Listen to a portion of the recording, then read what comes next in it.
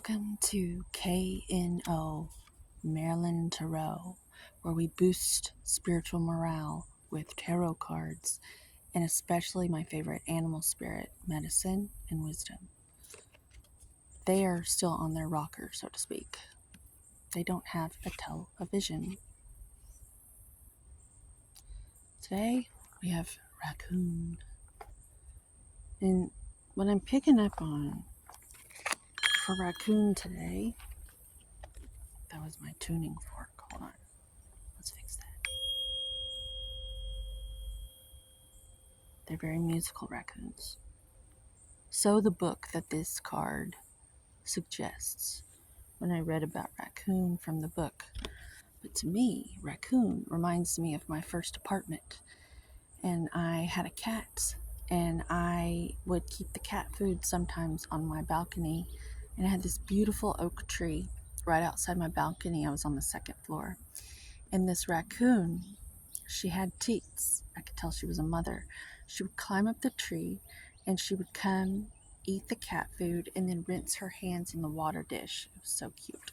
I named her Vivian the raccoon, and she visited me many, many times. And that speaks to me today because this was 20 years ago now, somewhere along there. And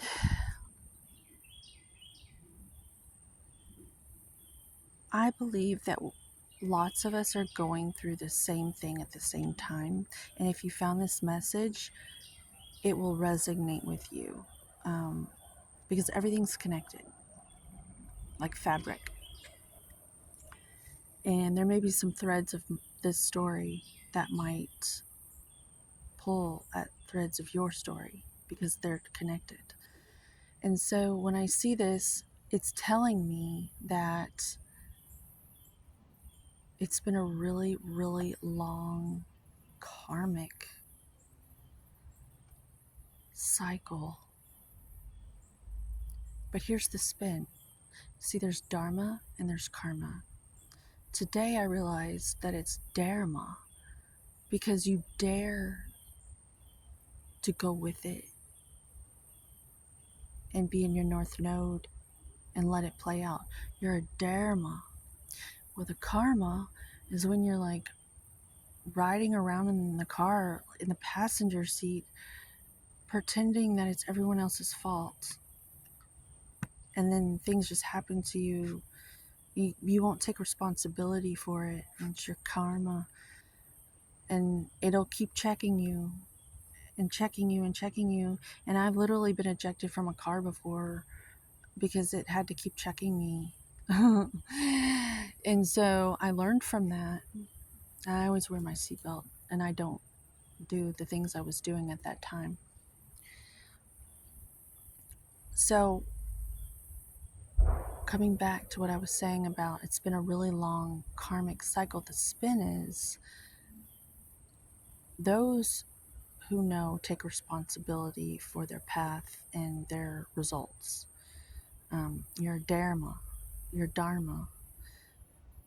What I'm talking about is you may feel like you have been stuck in a loop of family karmics, a karmic baggage from your family, and they were blaming you like a scapegoat for maybe your whole entire life. Most likely, there's a lot of that going around where kids are like low-hanging fruit and they just will accept shame and blame and guilt because it's easier for the weary soldiers of the tribe to dump it upon the children's feet because they're not mature enough to know better. And so at this stage of our awakening in consciousness, this new generation is not going to do that because we know how bad that feels. And so our children are going to be hoisted up, boosted up, because we know what that feels like, and we're not going to do that. We're going to liberate our children. We're going to let them climb up and eat, eat, eat from our plates, and they get to have clean hands at the stage of their life when they're going to be the most fruitful. They won't be held back. And we certainly won't blame them for where they are in their lives, because we will have given them everything to be able to achieve what they need to achieve. No matter how much finances you have to give, you will have given them emotional support, which is the most valuable thing in the whole wide world. That's why they sent Marilyn Monroe during World War II to visit the troops. Just her being on stage did it. Just her being there did it. They didn't give the soldiers money. They gave her energy. She uplifted their spirits just by being there. They got excited and were full of energy just by her being there. That's how valuable it is. It trumps paper money any day. And so what we do is very valuable in the feminine contribution realms. We're not just sitting pretty.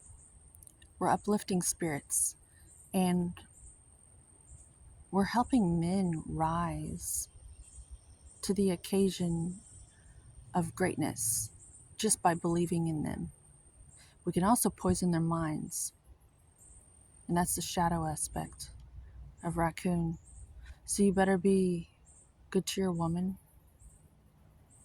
and avoid her like the plague if you see red flags, if she's unwell, because she will destroy you. You need to be aware of these women. I know some of them, and they just avoid them, just like you would avoid a man that is toxic. These ladies can literally talk sickness over your whole life. So, because they gossip, they talk sick. So be aware of this. Use your discernment. If you've got a funny feeling, don't settle. If you're going to settle, make it worth your while, because she'll destroy you. Just like she'll poison your mind, is what I'm saying. But like I was saying, they sent Marilyn Monroe to uplift the spirits, and that's what we're here to do today, because we choose to go that way. So Raccoon is an expert artist. I'm going to say at their best, they're a good con artist, but in the way that a mother will trick their child into taking medicine. It's for their own good. And so you can trust Raccoon. They may trick you, but it's only to get you to do your best, because they know that it has to be your idea or else you won't do it. And so we love Raccoon today for that. And we invite Raccoon to be able to come out during the day, and maybe we'll have a little bit of cat food out for them. They don't have to hide at night anymore, because we are emotionally mature and emotionally intelligent now these days, where we can handle the power and wisdom of Raccoon. Yeah, they don't have to hide in the shadows anymore, because they deserve to be in the light, because they're actually good. So with that, I guess I'm being guided that this message is over. So I'm not going to babble. Have a good day.